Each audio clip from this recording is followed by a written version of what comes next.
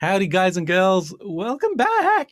Today I've got a very special guest in the form of my buddy Eamon Wyse. Welcome to, it's not really a show, but I guess it is a show because I'm kind of starting a new thing for my Patreons, which is we're going to do some shows and tells of guitars because um, I obviously build guitars. I'm kind of tinkering with them.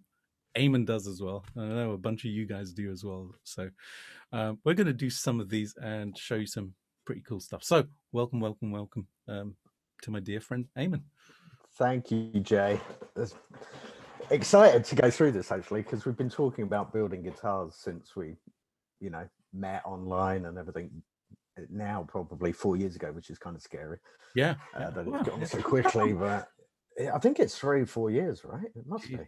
Wow. Yeah, you're right. Anyway, actually. Yeah, yeah. Because I remember we were in touch and we've hooked up at 2 NAMMs and haven't been to NAMM for like 2 years. So Exactly. That's already 3 years. Yeah. And we knew each other at least a year before that. So yeah. Good memory. Scary stuff. Yeah. Yeah, and it was probably around then, actually. It was probably 5 years ago that I started tinkering. Yeah. Not to the level that you tinker, clearly. Yeah. Oh, trust me, that's where I started, though. I actually of course, yeah, exactly what you were starting off doing, and then kind of just it's obviously expanded into a lot more, and it's part of my business now as well. Yeah, for sure. But it was that need and that want to kind of like change stuff.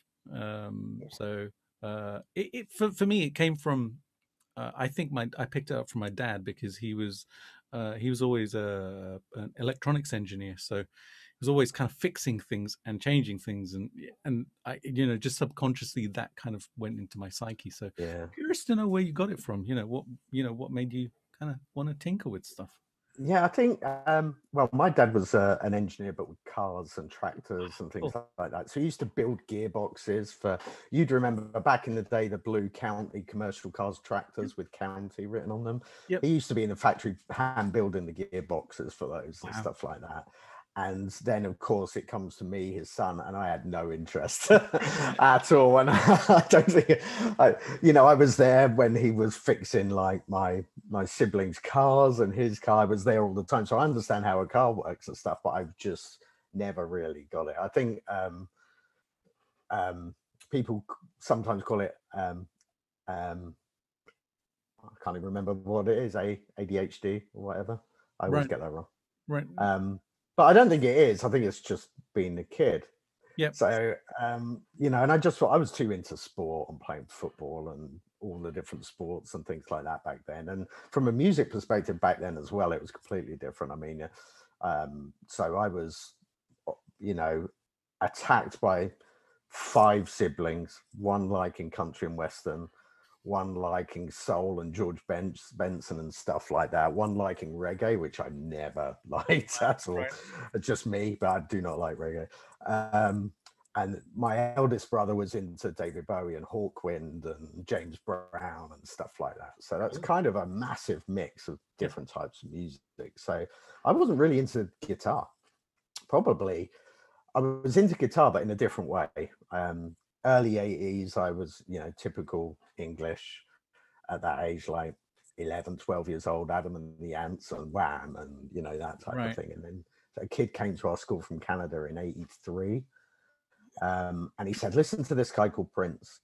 This was pre-Purple Rain. And I was listening to 1999. I was like, well, okay, I recognize a couple of tracks because I think Top of the Pops used 1999 for the countdown of the top 10 back in the day. Right.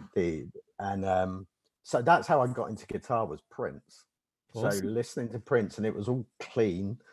I ended up buying a guitar. Probably my first guitar was a Telecaster because I was so into Prince. So I went down the Telecaster route and I got a little amp, which I still have in the garage. It's like a 20 watt Fender. It's not very good.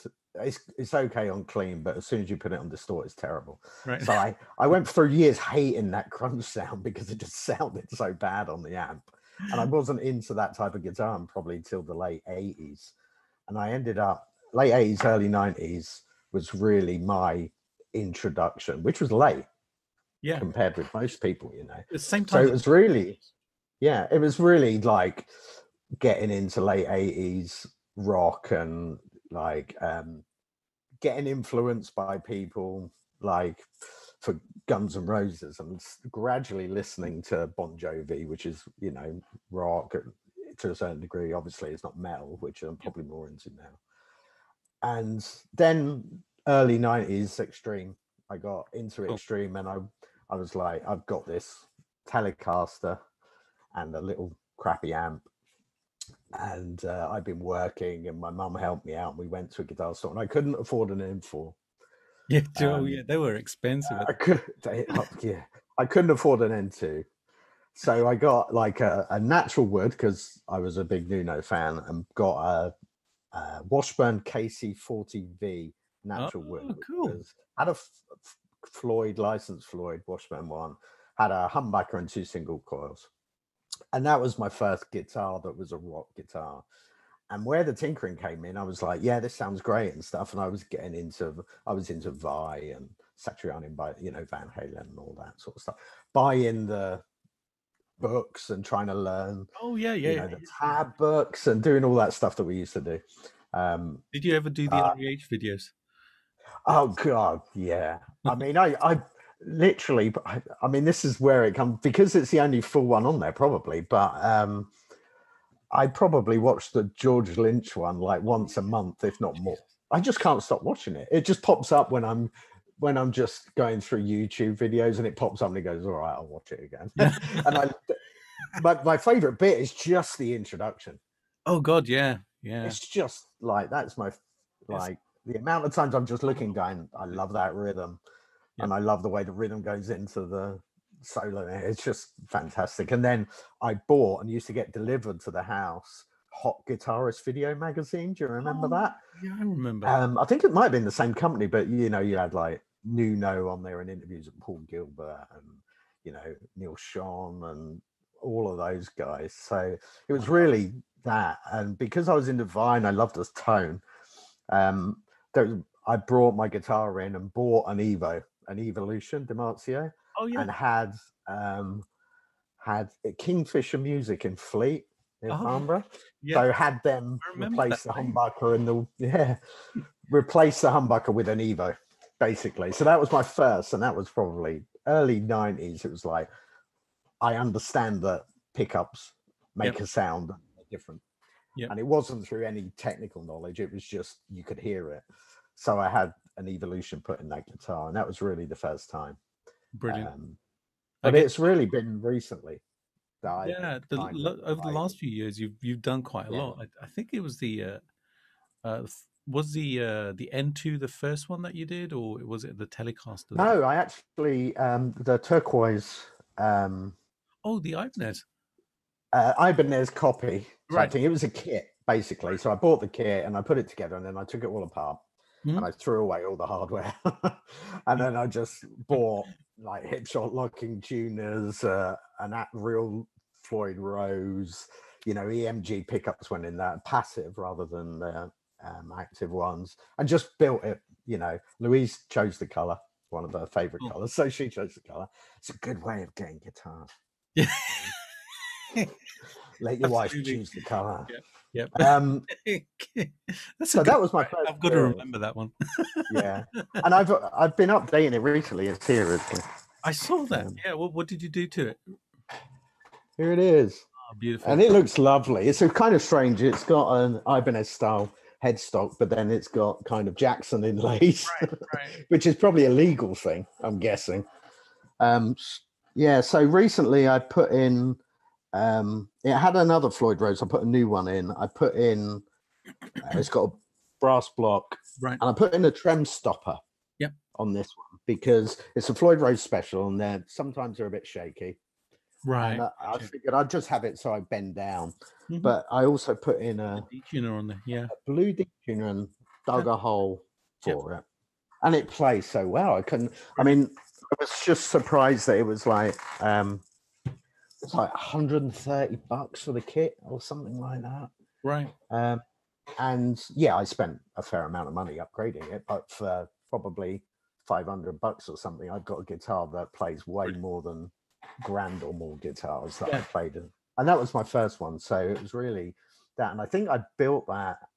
And I think I had the Telecaster kit when you and I first were walking on the beach in Brighton when we were talking about building. And it was a really relevant question. You knew what the answer was going to be, I think, which is funny because you've been through it before. And you said to me, has it changed your opinion on guitars and you're playing building guitars? That was the question. It was like, yeah, it completely changes your whole attitude towards a guitar. Yep. And, you know, I'd switched out pickups before and burnt my fingers to a crisp because I just crap at doing soldering.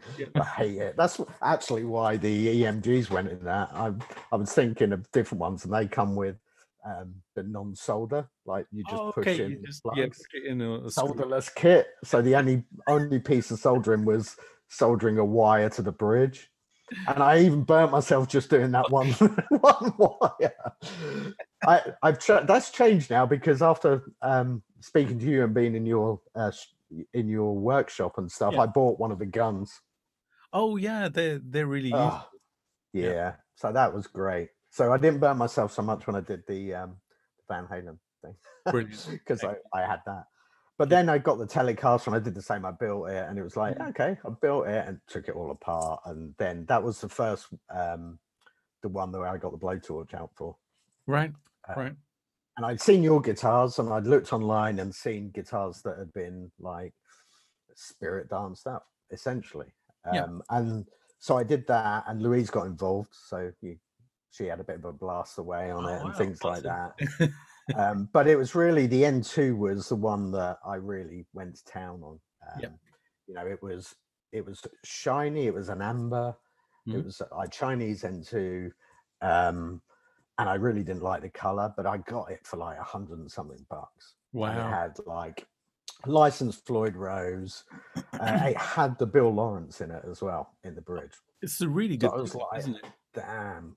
I mean, it's like you and the body and neck that you found was just like, that was like it was once in a lifetime opportunity. I can see it right there. Yeah. It's just such a great guitar. It's a lovely, lovely guitar to play. Yeah. So I swapped the neck pickup out and I swapped the bridge out on that. So that was really, it was just natural. And it's kind of addictive, isn't it? You buy a guitar and you're like, yeah, okay, I get the pickups, but this is not the way it's going to be in a year's time. So, and I'm about to change it again. So basically, things about it, right? That you can actually. It's one of the wonderful things about it that you can actually, you know, when you buy an instrument. For a lot of people, that's it, unless they take it to a store to get something done. And that's how I used to be, and you know, same here. You know, but I guess my ethos was always a little bit different because I started building when I was in high school. Yeah, that's right. You know, and you're an artist anyway. I mean, the doing the work on the George Lynch guitar and stuff when you were in school, right, or college. Exactly. Yeah, you're absolutely right. Yeah. When I was still at school actually. It was sixth form, which is, you know, US. For those of you watching in the US, that's kind of high school. You leave when you're just before you're in sixth form. You leave when you're 18. Exactly. Yeah. So I built it for my A levels and. Then I played that guitar for like about 10 years, 12 years before I got the Ibanez, the RG550. Yeah. And even that one I bought stripped. Yeah, I bought it from America and it was like stripped down to nothing. It was all the paint had been taken off and stuff. So I refinished that one. That's the black one, right? It's the snakeskin finished one. Oh, the snake. Yeah. The dark one. And I did some dodgy stuff back then because it was like I actually spray painted that in my bedroom at home, my parents' house. Spray painted it, and then slept in the same room that night.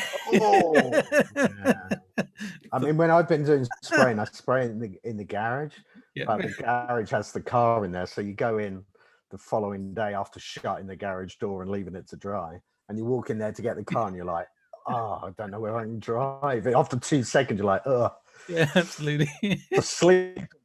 Must have been It was horrible. crazy. I did some stupid stuff back then, but Yeah, you don't think of that though, do you? no, You you don't think, don't. It's like no, I just want to just get think the it guitar smells done. bad. I've got this idea, Yeah. so yeah, lacquer, whatever. It's stinking in the house and stuff. But anyways, these things happen.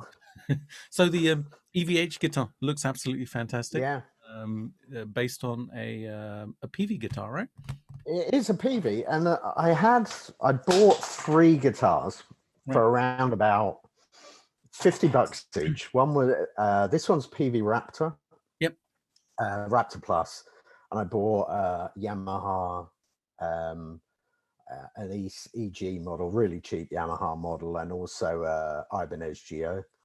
And I bought them just to upgrade and sell, Right. and I bought them for about 50 each, and I spent about $50 on parts to swap out. So like $100 each. And then, of course, sadly, Eddie passed away, and I just thought, it's a PV. I know that it's not one of his models, and I just thought, you know what, I'm gonna rip it apart, start from scratch. And it was black already, so it's kind of like that's the bottom layer of paint already done that I don't have to worry about for a start. Yeah. And then adding the other colors on. So putting the tape on, adding the blue, the white, the red, and having this as the final product. Looks so cool. And and I went for it a little bit further. Look, like that goes well with it. I think. And I was actually going to ask because you put some blue in there as well, didn't you? Which was I kind did. of like more stripes, so it actually very much aligns with both the the red, white, and blue for flags, and obviously the British flag as well. So kind of ties in. I mean, I put the blue. Basically, I was wondering what shall I do. I want to make it. I didn't want to copy straight out copy, right? Yeah. For 2 reasons. One, I wanted to kind of just do it and do what I wanted to do with it, make it mine rather than just. I mean, I've played the stripe guitar, the EVH stripe guitars, etc. And if I want one, I'd get one. They play so well. They are amazing guitars. But I just figured, I'd rather do something different. And then I was looking at Van Halen t-shirt I've got, which is the old school Van Halen, and it's got blue in it as well. It's got black, it's got red, it's got white, and it's got blue. I just thought, I'll add blue. So I added blue, and then actually someone posted, when I first did pictures on Instagram, someone posted, that it's the English version of a stripe guitar. I hadn't even thought about it. But now when I look at it, I'm like, yeah, it kind of does that. And then I had this Union Jack. Exactly this.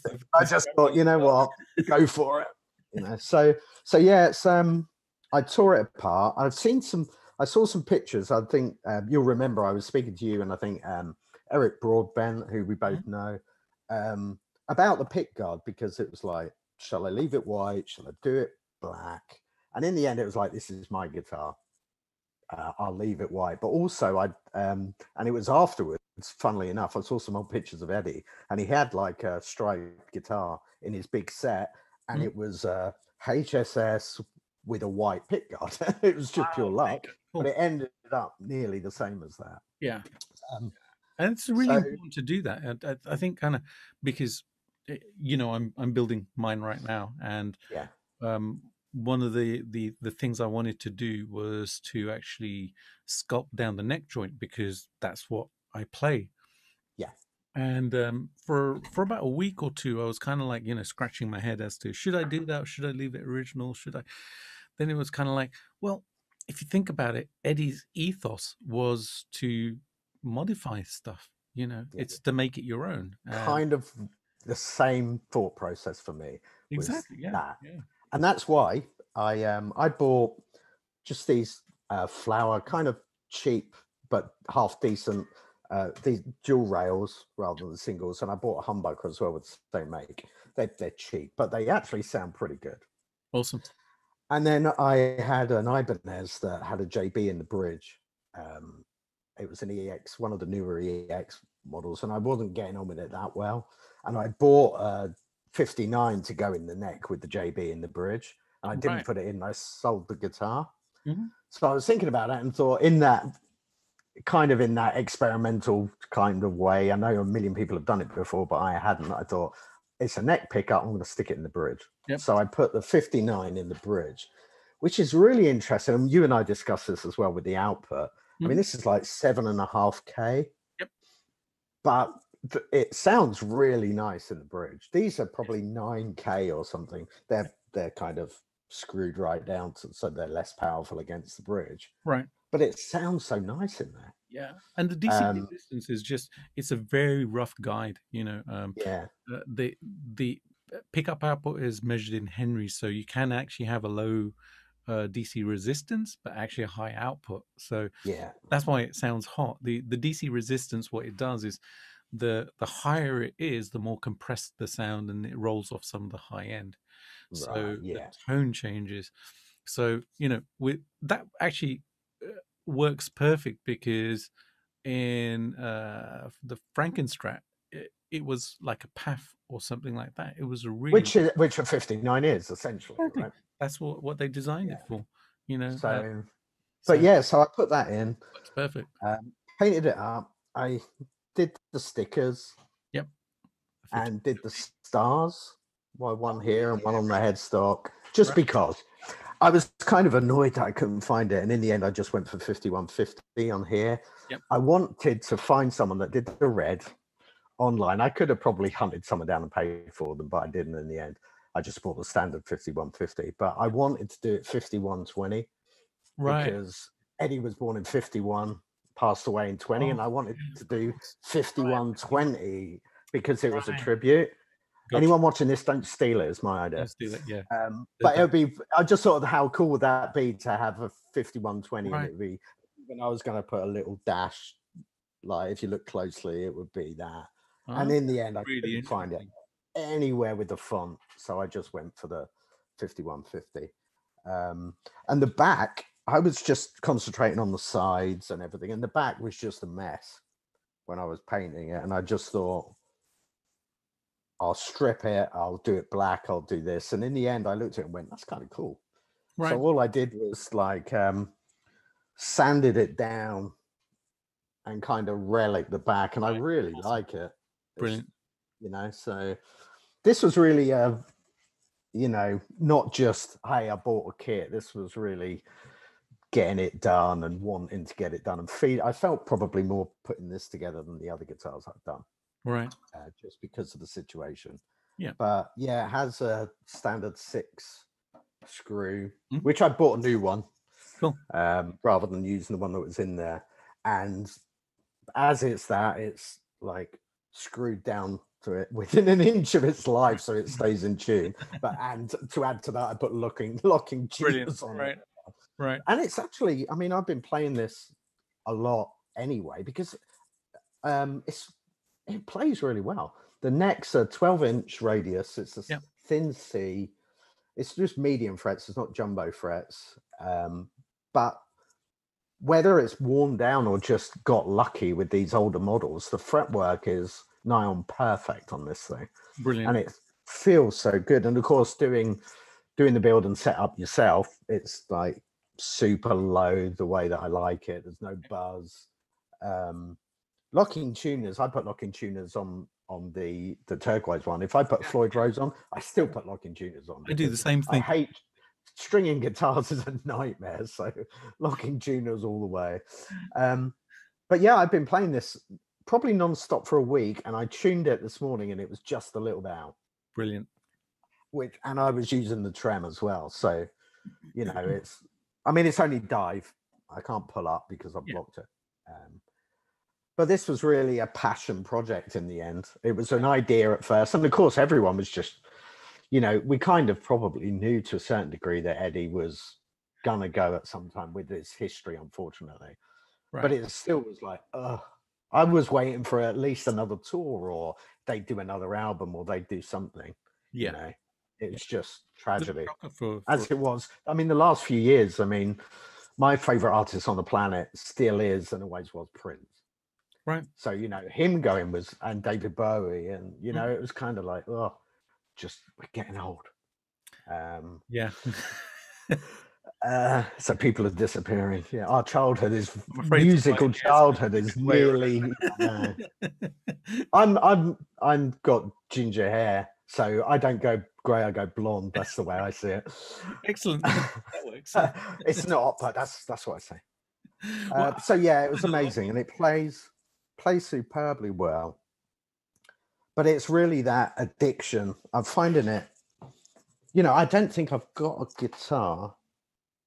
I have a Squire Jim Root Telecaster, right. and that's the only guitar right now that doesn't have anything changed on it. Yeah. And I've actually bought the Jim Root signature Demon and pickups and locky tuners to go on that. So there won't be a single guitar that I've had that I haven't changed. Even the red N2 Yep. that I've got, the Paduk stain one, I've swapped out the bridge, and I'm about to put a stabilizer in the back because whereas the turquoise guitar, I wanted it blocked just so it dives. And I think that's part of the build, to be honest. I think it's less stable just because it's a kit rather than a factory made proper washburn or something. So I want the two washburns still to have floating trems, so I'm putting stabilizers in rather than blocking them. Yeah. And that's my next project. I'll put the locking tuners and the EMGs in the Jim Root Telecaster, but then I've got on the way stabilizers for the two washburns, but on the Spirit danced washburn, which I've wrecked two of the strings playing around with the other day, so it's dead. Give me a sec, see if I can reach it. Which is the one that really, we were talking about it earlier. Yep. And all the way, and even the Headstock. doing the Headstock, I was stealing Jay's mojo for this one for sure. I mean, this was shiny amber, so I sanded it down to the wood. Well, not all the way. We call it borrowing. Borrowing, yes. Between friends. Borrowing, permanently borrowing. So, gifting it to you. Yeah. So this was, I mean, you can see, I didn't get all of the lacquer off, and when I sanded it, and then when I burnt it, it was kind of like, oh, I didn't get all the lacquer off, I can tell. Yeah. And it's ended up this kind of caramelized sections on it, which I really like. Cool. But I have the N2 sticker, which is going on here. Oh, excellent. I'm cutting off here again and putting a D-tuner on it, and putting a stabilizer. I have a tip for you about that, which will save you having to cut into it because it's Floyd original. There's a company called Wyse, and they do a D-tuner, which actually you don't have to route out anything for, and it basically spins instead of pulling out. It basically. Oh, I've seen one of those. Yeah, I have one of those for my Frankie. Well, I've got Frankie kind of here. Yeah, it'll be done soon. I have been working on it, and the neck needed to be shaved down. I'd gotten an all parts neck, but it was a little bit too chunky for me, so down to a 20.5 all the way down, which just feels absolutely sublime. And like I said, so it's kind of a modern C then. Yeah, is that right? Absolutely. That's kind of what you said. Yeah, and like I said, I'm going to shave this down and then repaint it and put ferrules in, neck ferrules in it rather than a plate, because kind of that was the other thing. It was like, I like the paint job on this. I like the stripes. So why would I put a big plate on it? I don't want to cover it. But this will be a great guitar. It's really heavy. The body is just like crazy heavy. So it's going to make for a cool guitar. What are you going to put in the bridge? I have a pickup by Pariah Pickups. Yeah. This way, I went for the Pasadena Black. So that's been shipped. Should be with me in a week or two, hopefully. Fingers crossed if post works properly. So that'll go in bridge. And then I have a Schaller Floyd. Oh, nice. Okay. Because one of my suppliers, who I have a trade account with, basically does the Schaller, and they do that one in nickel. So it's not that really, really shiny chrome color. Yeah, right. So sort of I think they call most of I think they're trying to call them something different. Some suppliers call them black chrome rather than, That's right. Yeah. So it's got the edge off it. It's not shiny and chromy and exactly stuff like that. Right. Yeah. And This one actually has the Yeah, the coin on it. Yeah. yeah, it's like the original. It's a quarter. I think it's a 77. It's supposed to be a 71. Now, just purely by chance, right? I'd just bin it then. It's the wrong coin, that's it. Exactly. Yeah, completely. Well, the thing was purely by chance, right? I was kind of like rooting around in my shelving back there, where my pedals are, and I have this little just this little pot with some bits and pieces in. So there was a quarter in there because I had many trips to the US. So I Yeah. picked up this quarter, looked at it, and it said 1972 on it. Oh, Holy crap! So I got thinking, I wonder if I've got 71 somewhere in the house. yeah. You can buy them off eBay for like Yeah. $3, Yeah. $4, whatever. But I thought, I wonder if I have it, and I rooted around, couldn't find it. And Bindi actually has a coin collection, so we looked through that and didn't have a 71, but it had a 73 in there. Now, I was born in 73, so it was like, you know what? That's what I'm going to use. I'm actually going to switch this, Nice. Awesome. personalize it for me. Yeah.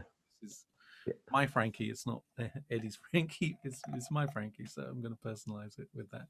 So yeah, it'll be pretty cool. Cool. Yeah. And it's got the eye instead of the screws for the Yes. strap as well. Yeah, this had all been done. This was like, Yeah. it was when I got it. I'd seen the photos, and it was one of those moments where you kind of like you see something on eBay, and you're kind of like, I hope that's that's been really really well done. So I messaged the guy and I got him to It looks it. send over some better pictures and stuff. And he sent them over, and I asked him some questions. Just are the posts like secure, and is it real paint on it? So he checked all that, and he said, yeah, it looks like real paint on there, and it is. You can see the wood grain through it as well. So I got it, and it was like I think I got it for like 325 quid, which is just it was just an absolute bargain. Yeah. And it turned up, and I opened it. I was like, no way. Somebody has Exactly. It looks like it's spot on. I mean, yeah, it just looks like it's built with care. definitely. Yeah, that's what thing. That's the first thing I noticed about it. It was like somebody really, really took their time over it. I mean, to the point. It's like the obsessive points. Like there are extra holes back here. I don't know if you can see up here on the horn, but there are some extra holes there. Right, there are 2 holes here in the horn. Man. There's a hole down here. It's like somebody really, really went to town on it, and that's why it's exciting. It's like it was just super, super cool. And like I said, it's a heavy piece of like swamp ash, so tone wise, it'll be yeah, amazing. It'll be pretty amazing. Yeah, it looks. Are you gonna Spirit Dance help at all, or are you just gonna go straight out, Frankie? No, just Frankie, basically, because doesn't need any of my kind of burning touches or anything on this one. I guess I could. No. You know what? Potentially, I could do it to the headstock, because the headstock on on it's got the cigarette burns, right? It's got those cigarette burns. Actually, you know what? You've just given me a great idea. So I may as well do it. I may as well kind of like. You may as well do the end. I mean, just Then it'll make it really my thing, right? But that's the thing. That's why I just thought it's a PV. It's not a Eddie Van Halen model, but it's a PV. I even got the decal of PV and put it back on there, right. Just so, just I'm not trying to hide anything. It's like buying a Squire and putting a Fender sticker on it. It works. Yeah. Sometimes, I mean, you have a Fender. You say every time it's not actually a Fender. It doesn't matter. Yeah. It doesn't matter. Well, then, unless you're trying to fake it and sell it as something, then it doesn't really matter what you do with it. Exactly right. Yeah. And it's got a rosewood neck and hasn't got a maple. I would have preferred a maple, but I had the guitar and just thought I can get this done in a week. Yep. If the most, if it goes over a week, it's probably it's because parts I'm waiting for or something, rather than actually doing it. Yes. The fact that it was black and in decent condition paint wise meant I could just get on with the with the different layers and the taping and do the stripes. And it's not perfect. It's a mess in places, but I don't care. Yeah. It's gonna end up looking worse than it is now. Well, So that it actually looks really cool because of that aging, because of that the imperfections and stuff. It gives, yeah, like, a lot of like character and patina, and my guitars. You've been to the studio, so everything is beat up. I don't think I have. I think my cleanest guitar is my ESP Serpent, which that's the only I guitar. love that thing. Yeah, it's a that's one of my favorites of that grouping. That and the one behind you that I wanted to take home with me, the Tiger. Oh right, yeah, The yellow Tiger. I love that thing as well. I that, think I like that more because yeah, I know. Yep. You could buy like the LTD versions, but two things. One, I use a neck pickup, so I like the fact that that's got a neck pickup in it, and but it looks so much better without the maple neck, because the ones that you could buy have the maple neck, and I know that George had them with maple necks as well. But the dark neck on that, is it rosewood or ebony?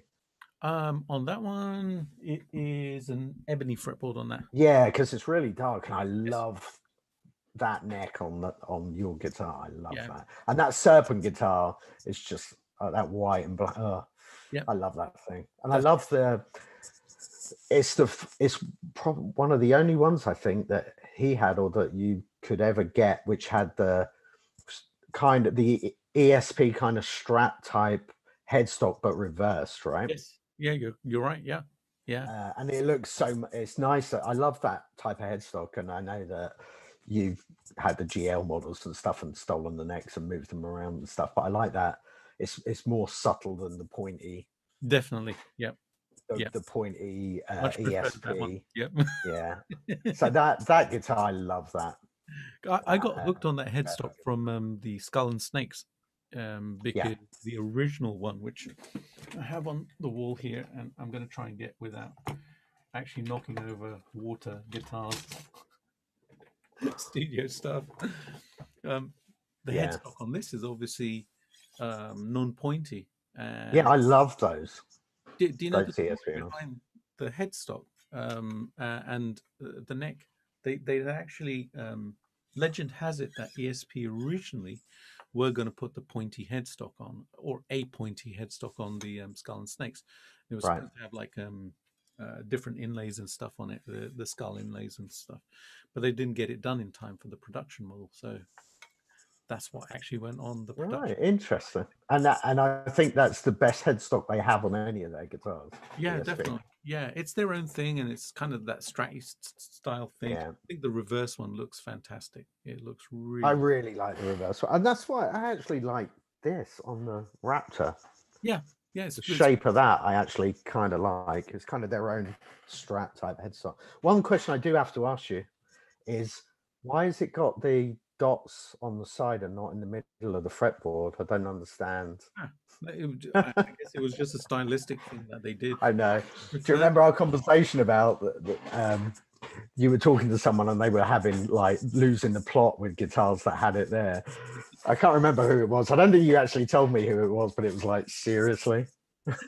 Yeah, some people they don't get it. I actually have this on my Bones guitar as well.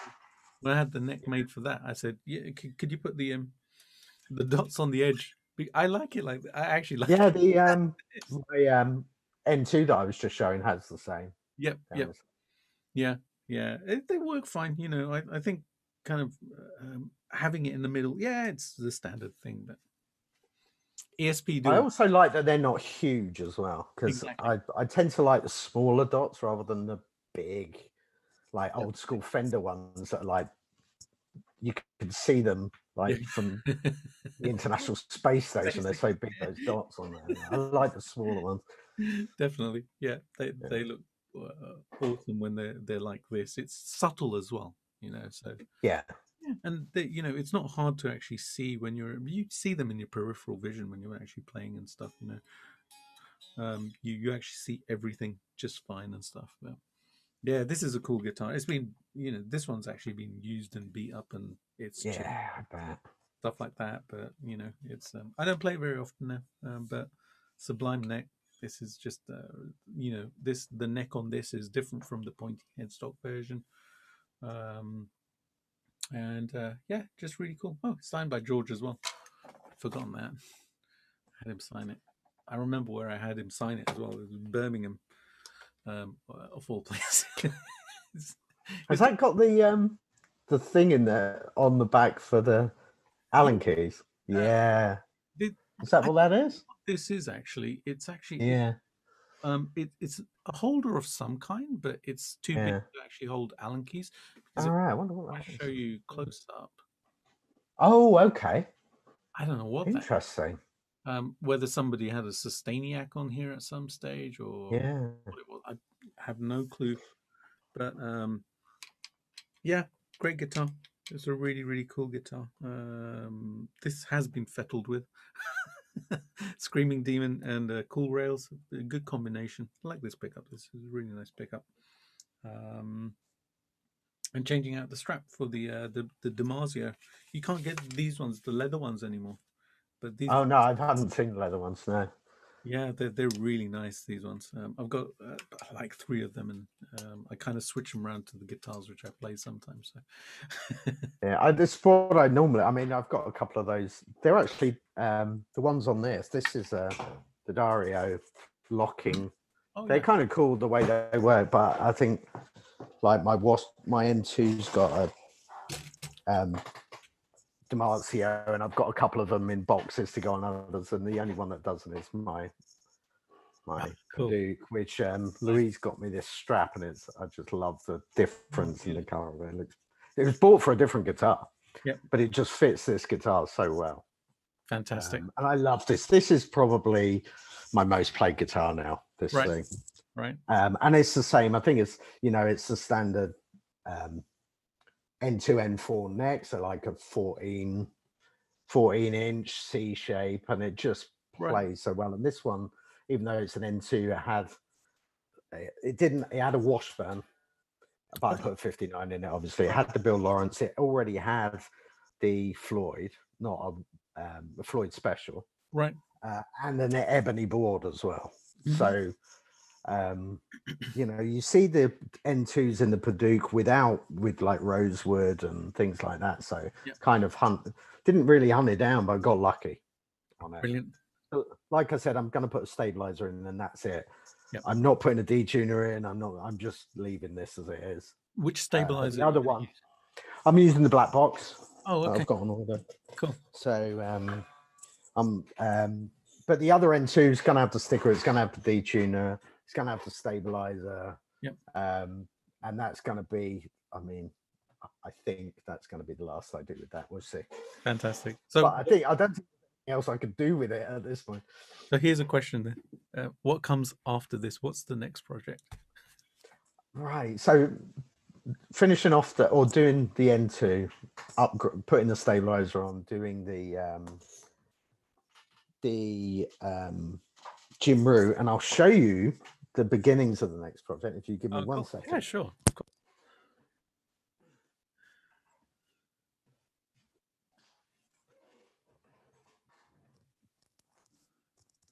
Now that's a reverse headstock, isn't it?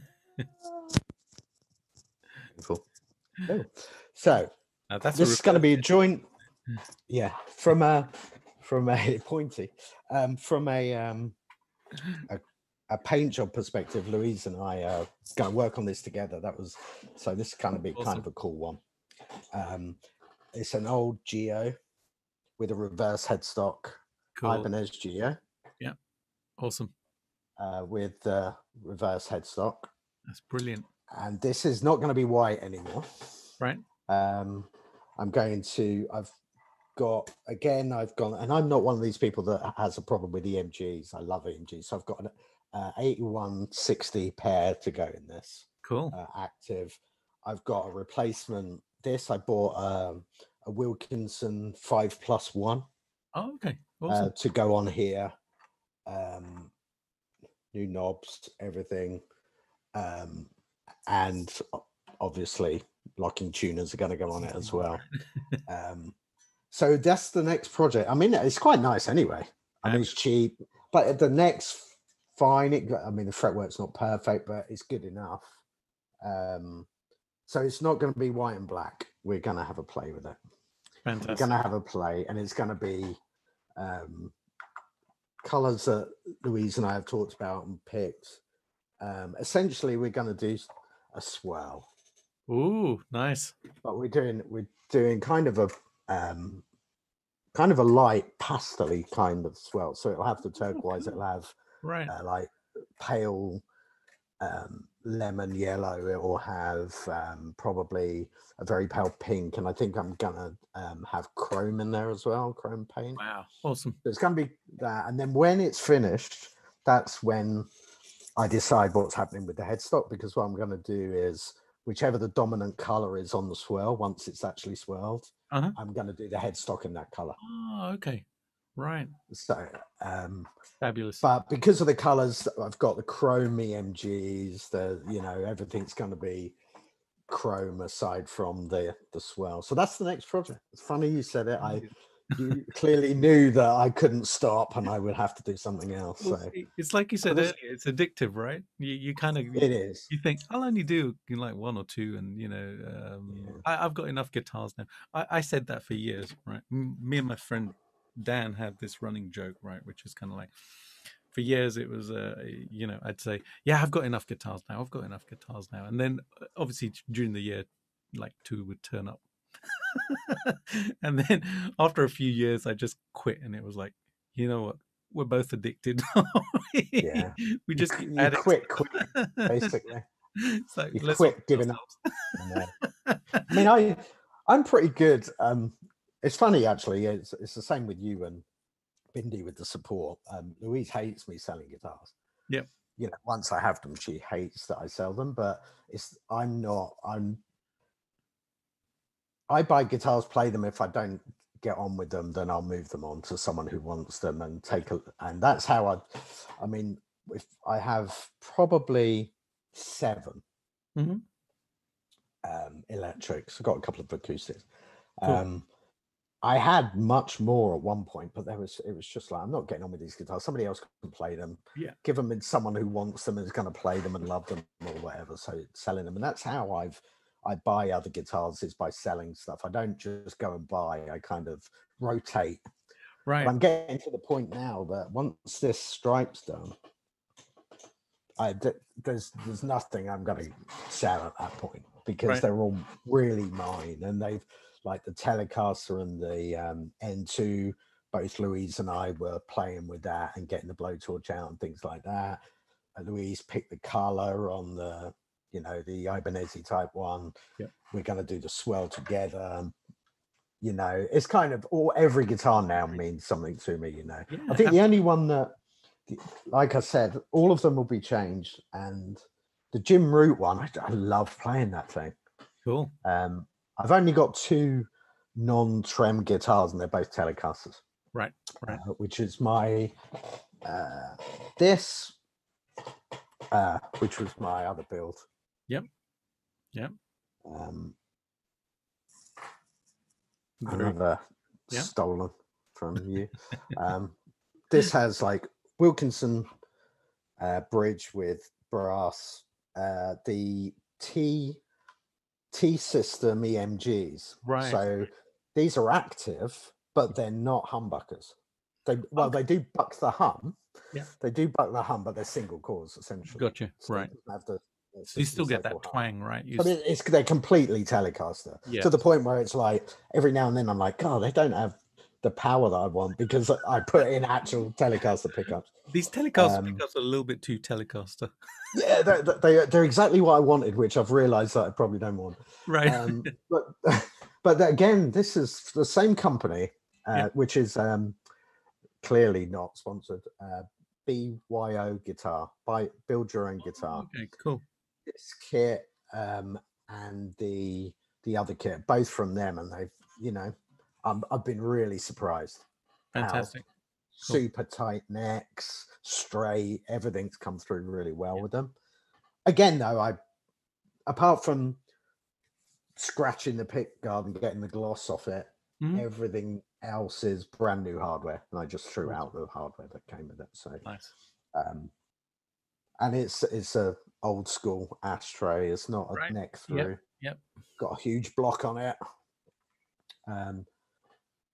But yeah, every guitar I have now I play, and every Awesome. guitar I have, it's kind of you know, if I ever, I think I need to be shot if I get rid of any of them now. Doesn't mean to say that once I'm finished with the Ibanez, I'll pick up another body and neck probably for like $50, $100 and start adding things. There you go. It's gonna happen. I'm Yep. pretty sure it's Totally. and I'd even go back and spend like 130, $180 on one of the kits. Yeah. And just start again from that, because they've been so good. Yeah. That I'm like, okay, they actually work. And the one thing I haven't got to yet, and I don't know whether I ever will, is I buy kits because it's a neck and a body, and I want the neck already shaped, already fit in the body, because I'm not going to be the person to make it fit or change it or whatever, because I haven't got to that stage. I think a couple of years ago, one thing that I was thinking was, how long should I try and make a pickup from scratch? I was actually considering it. Yeah, and it's like, when you read up on it, it's like, that would take me a year just to wind it. Absolutely, yeah. It's like, or with a manual, you get the manual. And I thought, no, I won't do that. But I was really like, oh, that'd be great.